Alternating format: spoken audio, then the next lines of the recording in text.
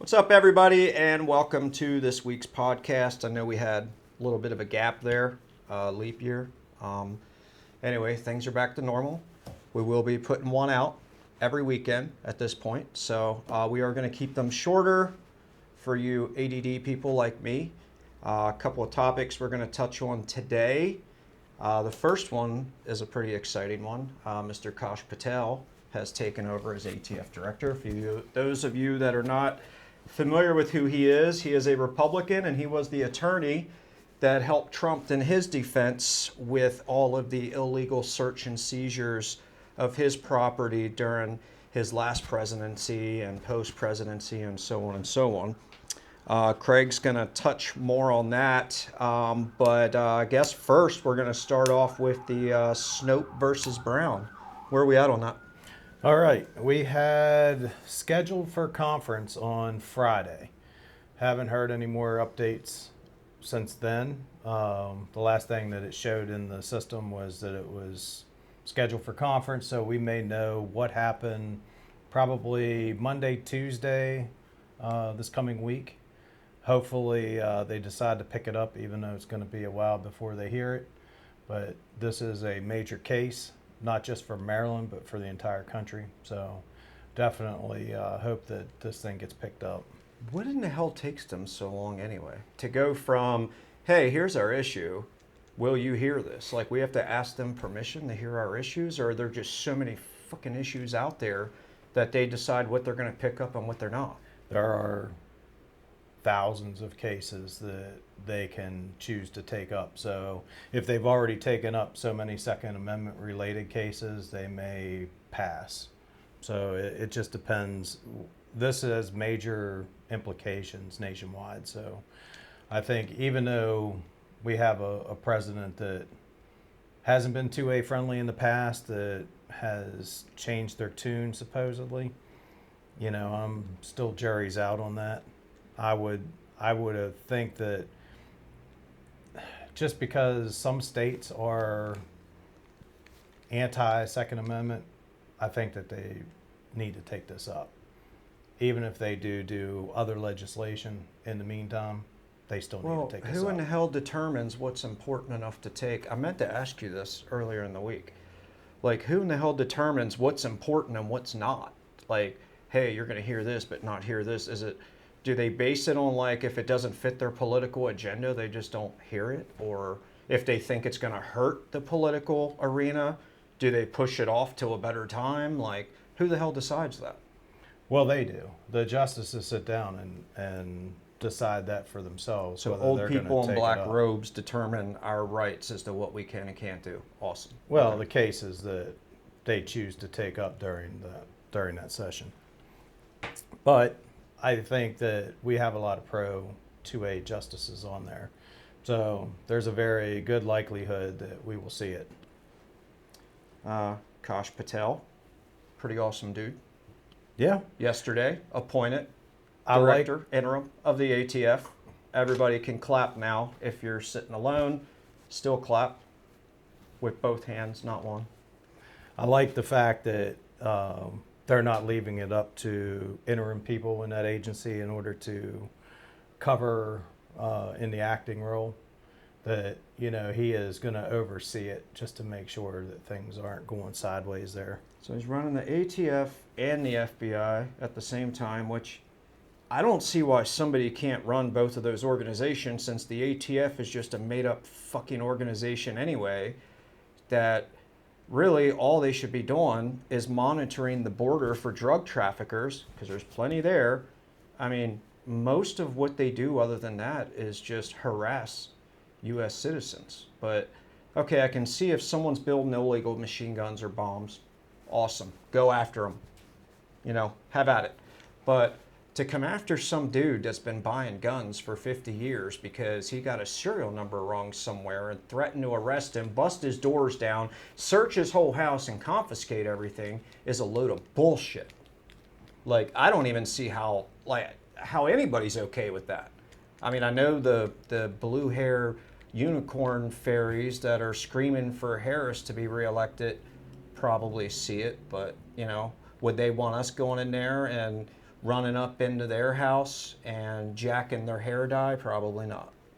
You know what I mean? Like, what is the point other than them monitoring to make sure we don't have terrorists or drug dealers coming over the border? At what point did it become ATF, money grabbing association, to take our guns and to push others' political agendas as they want? Like, I've never understood that. I know it's before my time when it started, but it seems like it didn't get really bad until the 80s, 90s. Well, I think even Ronald Reagan had some things in there that weren't too great for gun control. So having that agency at the will of whatever president is in office is not right. I mean, we need to follow the Constitution of the United States, period. That's what I mean, political agenda. Yeah. So that I think they're working on trying to fix that and keep that from happening, but we might need some legislation and limit the ability of the ATF in order to not be able to have carte blanche in all this rulemaking. So once that, I think, is taken away from them, Yeah. it'll be better. So that's the thing. Rulemaking and lawmaking is, they got a God complex from hell. And they felt like when they made up a rule, that rule was law, and what they said was law. That's where that entire organization started to lose its way. And then the other thing that pisses me off is when I would have one of the ATF folks come into the shop and do, like, when we move to get an inspection, or they just want to check inventory, blah, blah, blah, whatever, I get a different answer from all of them. You can ask all the ATF reps the same question, and you'll get a different answer from all of them. So, like, when, we got our '07 FFL, the one girl that came up, there's a whole load of bullshit with that, but she's like, oh, you need this special book, and it has to have this, this, and this. So when we just had our re-inspection, I got a different ATF rep, and I said, look, hey, we're digital now, but our digital system doesn't have a place for this, and I was told last time that she's pretty much going to hog tie me and carry me out of here in cuffs if I don't do this with this book, but this system, which you guys authorized, does not have this on it. She's like, oh, I never heard of that. That's not a thing. And I'm like, wait a minute. The other girl who acted like she hated me just because she had to wake up this morning had all the issues in the world if I didn't have this. And now you're telling me it's not a big deal, I don't need that. So, I mean, that's what I mean. Like, you get, and that's not the first time that's happened. You get a different answer from these people all the time on the most simplest of questions. So, yeah, I mean, that's what you're saying, like making rules and just off of the whim, and all of a sudden that's law. That's bullshit. Well, Dettelbach is gone, and most all this nasty stuff happened under Biden and Dettelbach.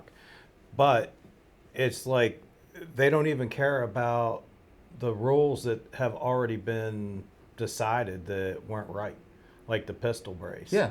I mean, we had an instance not too long ago where somebody wrote into them saying that they were buying a CZ, I think it was a Scorpion, I'm not positive on what model it was, but wanted to know whether or not that would be a SBR if they put it on, and they came back and basically were like, yeah.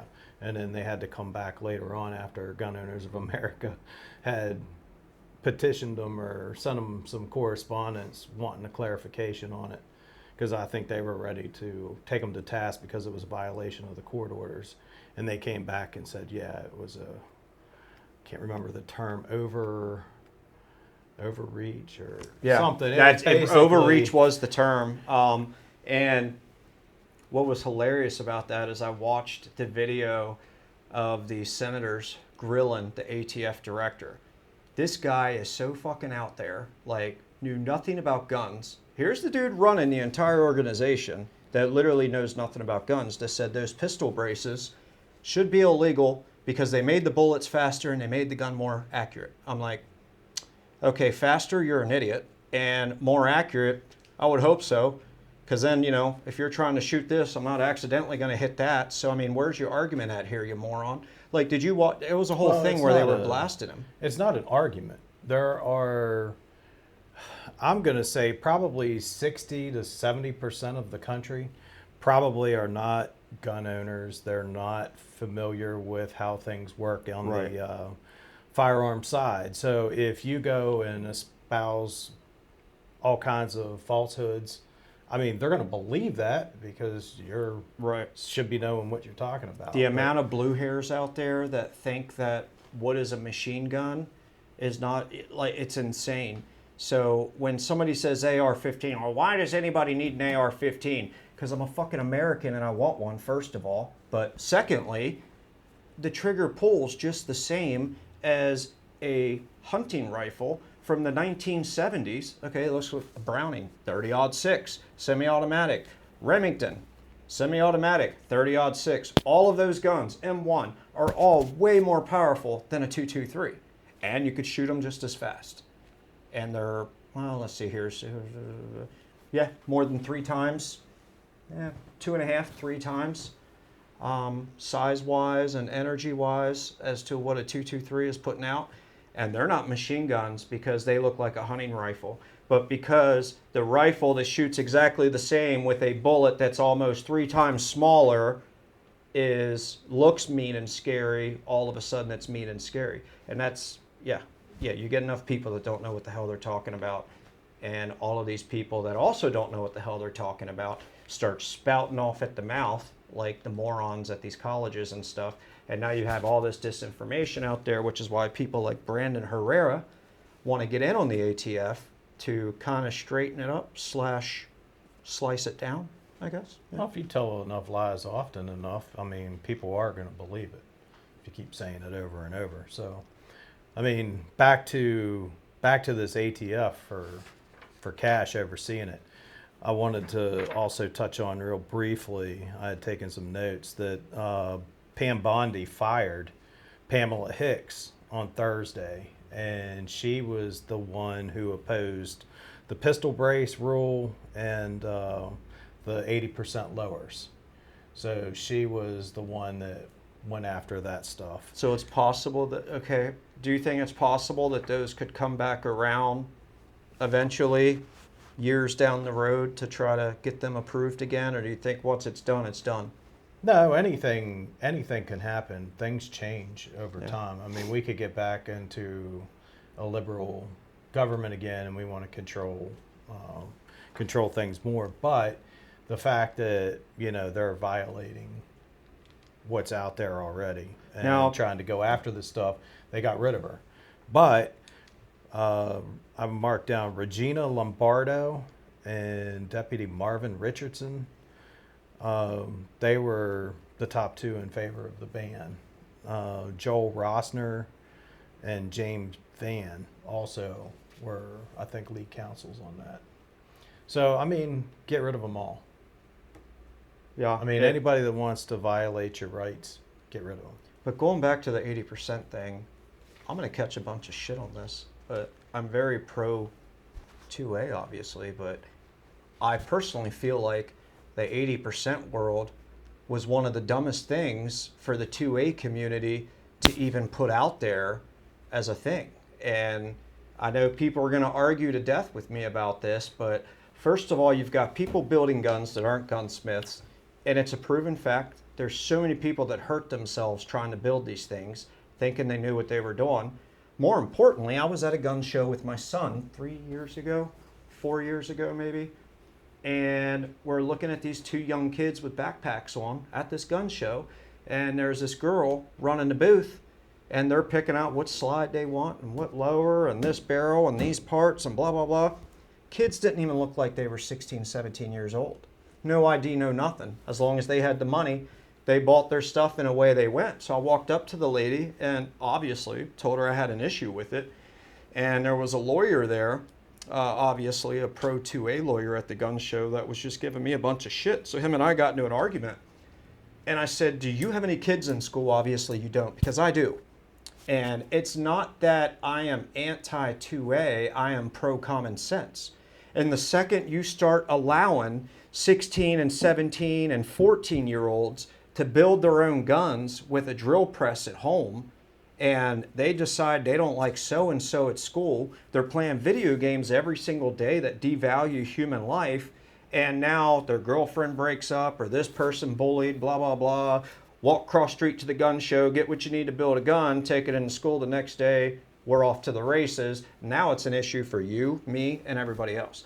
So I feel like the 80% thing, and I think a lot of the people that had the most issue with the 80% were the guys that either wanted to hide their guns because they didn't want them serialized, and for whatever reason they didn't want anybody to know they had them, or people that couldn't buy guns, or underage people that couldn't buy guns, that were all the biggest proponents to allowing them. But I don't know. I feel like the 80% world, 70% world, whatever. I think all of that was a terrible idea from the get-go. Pistol brace, that was just stupid to try to take them away. I mean, honestly, even with just a regular pistol buffer tube on there, you can hold it the same way as you would with or without the pistol brace. So I don't see what their issue there was with giving us a hard time about those. I don't think that they're going to win that. That's in No, common use. they're not going to. I don't see how they could. But anyway, just 80% lower. I disagree with you. No, we shouldn't be selling stuff that is firearm related to somebody below the age of 18. But the government doesn't need to know what people have, period. They don't need a registry. They don't need a list. If somebody wants to get one without it going through a 4473, that's their right. Who am I to say no? Personally, yes. But at some point, as gun owners and pro 2A people, we have to take a little bit of responsibility with the way times have changed and say, yeah, okay, you know what? This might be a violation here or there, but this is how things are now versus what they were then. So if so-and-so is doing this or that, then we should know if they have more guns at home. I don't see how anybody could possibly have an issue with that.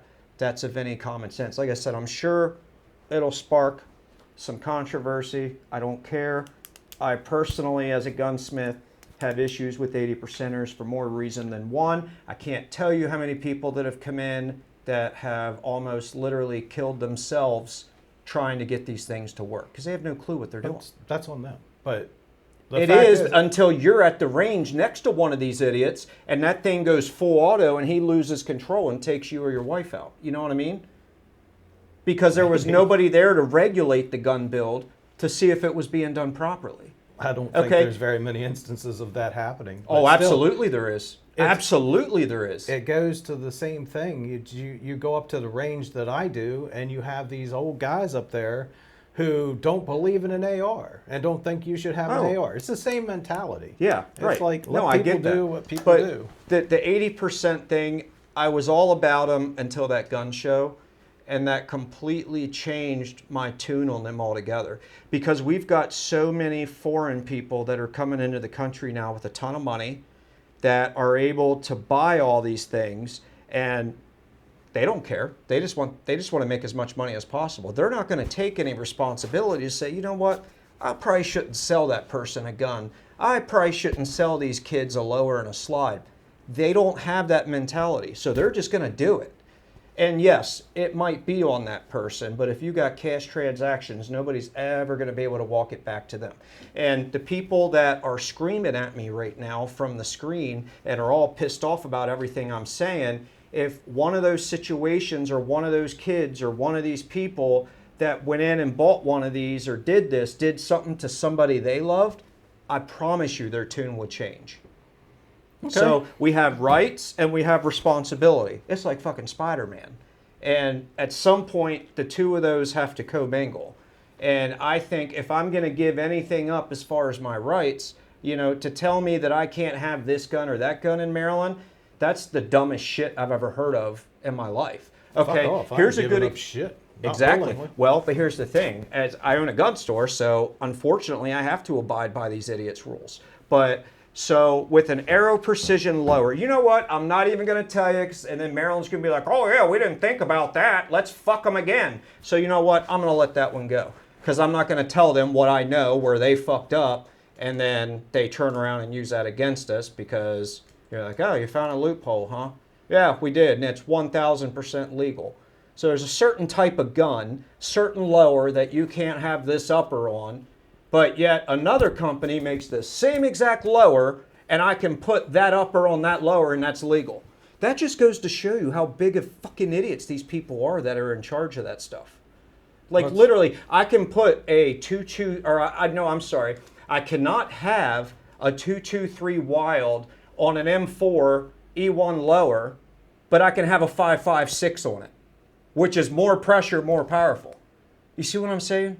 Like These are people, legislators that are coming up with this. they don't know anything about guns. No. Yeah, So and that's what I mean. But I mean, no, this is our state. Yeah, yeah. We're so far out in left field picking daisies, like we don't even know the fucking game is being played. These people are morons, dude. It's insane. All right. Anyway, Let's yeah, wrap we'll it get up. off that subject because that just pisses me off. Yeah, let's just wrap it up. Let's see, in the comments what you guys think as far as the 80% lowers go. Weigh in. Let us know what you think. Yeah, I'm sure I'm a dick to most of y'all, but some of you are going to get it, especially if you have kids. Yep. I don't believe that there should be any compromises. That's why I'm a member of Gun Owners of America. No, I get it. There has to be some compromise at some point, though. No. I mean, back then, the technology didn't exist that exists today. Oh my God. That makes it so easy for these kids to, we're not going to get into it. Anyway, the last thing we want to talk about before we end this podcast is Craig wanted to bring up what your carry pistols are. We want to know what everybody's carrying. We'll do that in the next one. We've already opened that can of worms now. No, so stay tuned for the next one. All right. Take care. Have a good night. Oh, one other thing. Point of business. Let's come up with a name for the podcast. Yeah, if any of you guys, I know we asked a couple people on Facebook. We did get some cool ones. A lot of those were patent, though, guys. There's other podcasts out there that have those names already. We're having a terrible time with this. The ones that were good, that are viable, let's put them out there and let them decide which one they want. And this podcast is brought to you in part by CC Firearms, where we hands down have the best guns. Good night.